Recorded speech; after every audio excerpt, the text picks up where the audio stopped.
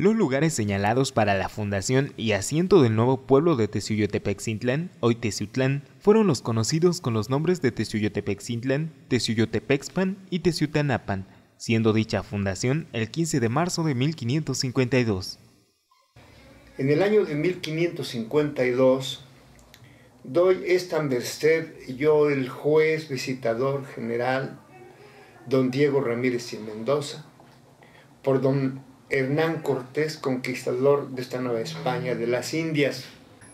Aquí pongo mi firma yo, el juez visitador general, don Diego Ramírez y Mendoza, por nombramiento y orden de su majestad católica. Hemos llegado con verdadera felicidad a este nuevo pueblo, nombrado Teciuyotepetzintlan. Aquí da la impresión de que ya existía con ese nombre el pueblo, pero no, yo considero que lo dice así en el acta, pero él llegó a fundarlo con este nombre de Teciuyotepetzintlan, para renovar nuevamente la visita de del marqués don Fernán Cortés, para hacer las participaciones de estos pueblos con el señor corregidor mayor don Juan Gómez y el teniente general don Juan González y los señores alcaldes mayores de la provincia de Jalapa y San Juan de los Llanos. Después hago un comentario de San Juan de los Llanos en este aspecto. Don Carlos Vázquez, don Carrión y don Pablo Vázquez. El gobernador del pueblo viejo de Mezcalcuautla, cabe comentar que Mezcalcuautla ya existía mucho antes que Teciutepetzintlan. Cabecera de estos feligreses de los demás barrios, fundadores de este nuevo pueblo de Teciutepetzintlan, que les dé aviso a los demás hijos de llegar a mi presencia, todos los pasados y demás personas que con el debido cumplimiento llegaron ante el señor marqués don Fernando Cortés, en el que no obedeciere esta orden que le doy al gobernador don Miguel de Santiago, de llamarlos, serán castigados con el mayor rigor que mandan las leyes de su majestad y del señor virrey don Luis de Velasco. Bueno, don Luis de Velasco pues estaba gobernando ya las tierras que dicen ellos conquistaron. Pero aquí llama la atención que con qué derecho, con qué facultades dice que castiguen a los pobladores si no asisten a su presencia, ¿no? Yo considero que sí fue una situación muy difícil para nuestros ancestros, ¿no? Muy difícil. Otro aspecto digno de comentar es el hecho de que en el acta de fundación contiene el antecedente de que al pie del cerro de Teciuyotepetzintlan se concluye que es el cerro de Chignautla, pero no es el cerro de Chignautla. Agrega, donde se bautizaron los remisos del pueblo de Chignauipan. Se supone aquí que estamos hablando ya de Chignautla y que los remisos son los que no se quisieron bautizar, sino hasta posteriormente, ¿no? Se refiere, te decía, al actual Chignautla.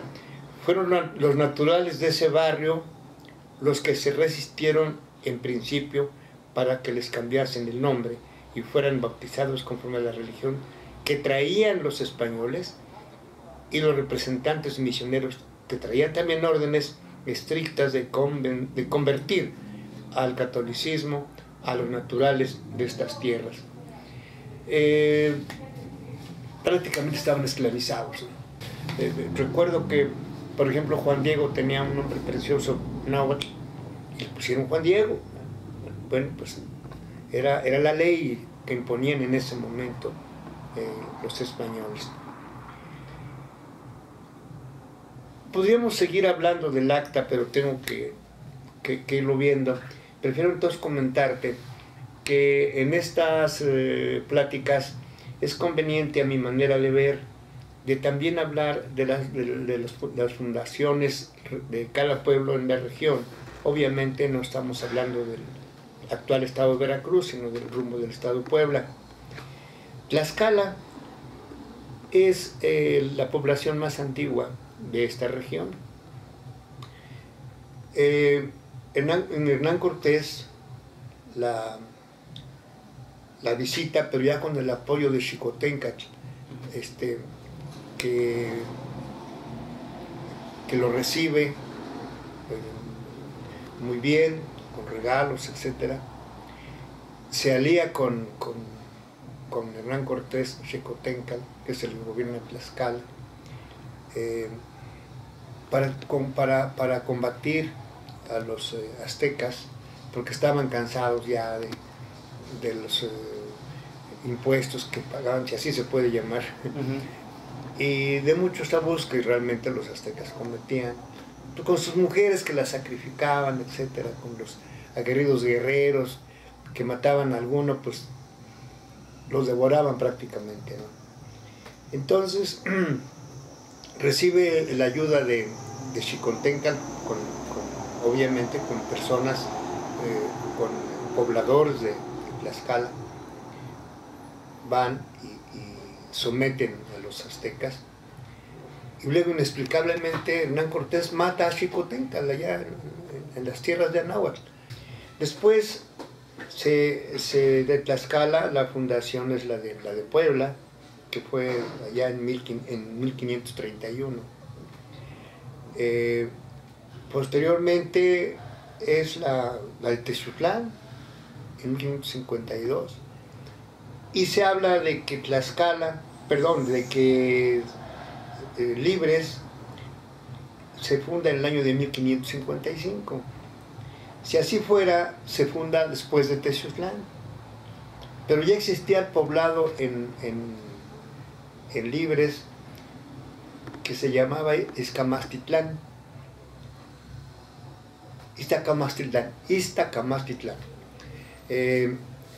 Y estaba ya ordenado y gobernado con influencias españolas, pero no se funda sino hasta después de Teciutlán. Pero si notas en el acta o si lees algunos aspectos del acta en general, cuando se funda Teciutlán, vienen los personajes que gobernaban ya estas tierras. San Juan Bautista de los Llanos, originalmente se llama. Volviendo a Teciutlán, te digo que Hernán Cortés llegó allá por Jalacingo, rumbo a Teciutlán. Había fundado ya en la Villa Rica de la Veracruz el primer ayuntamiento de estas tierras. Y obviamente sale por aquí por Chinaulingo, valga la palabra sale, digo sale porque venía en el campo, por Chinaulingo, para dirigirse en primer lugar a San Sebastián, a Mezcalcuautla, a San Juan Acateno, y es recibido como el conquistador que era, ¿verdad? Y le dan obsequios en oro, en plata, en fin. Y posteriormente se dirige a Tlatlauqui hasta que llega a Tlaxcala, precisamente. Pero va pasando por varios poblados, en algunos no, porque considera que no va a ser bien recibido. Y ya tenía el plan, sin duda, de que iba a convencer primero a ciertos pueblos, ciertos grupos, para que lo apoyaran en el combate con los aztecas. Según algunos historiadores, Teciutepecintlán significa lugar donde hay piedras, o al pie del cerro donde hay piedras, o piedras que parecen granizo o guijarros. Es lo que, según los estudiosos, significa la palabra Teciutlán, antiguamente Teciutepecintlán. Hay muchos. Cuando se funda Teciutlán, era segundo virrey de la Nueva España, don Luis de Velasco. Dice la historia, fíjate qué interesante, dice la historia que este gobernante se distinguió por el empeño que tuvo en mejorar la situación de los indios sujetos a esclavitud. Pero te voy a mejorar en tu vida como esclavo, pero no dejas de ser esclavo. Ahora, ¿por qué son esclavos? Si se habla de conquista, la conquista se lleva a cabo con buenas acciones, ¿no? Pero no con violencia, ni criminalmente hablando. Entonces, lo que te acabo de comentar, que la tierra dominada por el español les ponía a indios por error, ya lo comentamos también. Y hace pocos días, con motivo del aniversario de San Juan de los Llanos, o el pueblo de los libres ahora, antiguamente San Juan Bautista de los Llanos, estuvo por allí un señor muy docto en la cuestión de literatura náhuatl, y es un notario de la ciudad de Puebla, notario auxiliar, licenciado Roberto Rivera Pastor. Es un nahuatlato íntegro. Es un señor, no crees que de aspecto así muy mexicano, ¿no? Parece extranjero, pero te domina el náhuatl, increíble, ¿no? Y lo interpreta perfectamente. Y me dio mucho gusto que él también considera que no fue una conquista, sino una invasión. Y vaya, nos coordinamos. Yo todavía no tomaba participación de lo que iba a tratar, cuando él ya estaba hablando de la invasión española a México. En fin, yo considero que además de hablar de la fundación de Texutlán, algunas personas o algunos estudiosos consideran que el mismo día se fundaron los 4 señoríos, pero no puede ser, ¿no? No puede ser porque Xiuhtetelco ya existía, claro. Chignautla, por supuesto, Mezacuautla, bueno, pues ya es el pueblo más viejo, pero ya estaba Zimpango. Zimpango era San Juan Acateno actualmente, y se llamó posteriormente a San Juan Zimpango. Actualmente, como tú sabes, ya no es San Juan Acateno, ya se quitó los Zimpango. Entonces, es correcto analizar que estos pueblos tienen otra fecha de fundación.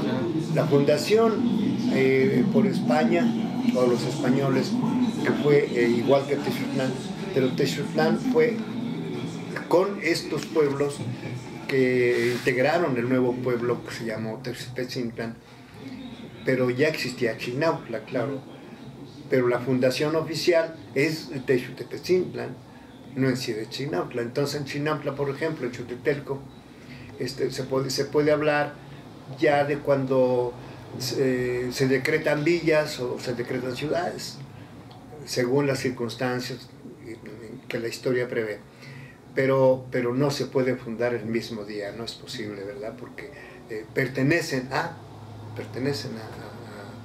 un solo pueblo que se llama Teciutepetzintlan. Texutlán, según la historia, era un paraje donde pues a veces se auxiliaban algunos caminantes, pero no era un pueblo en sí, no era un pueblo en sí.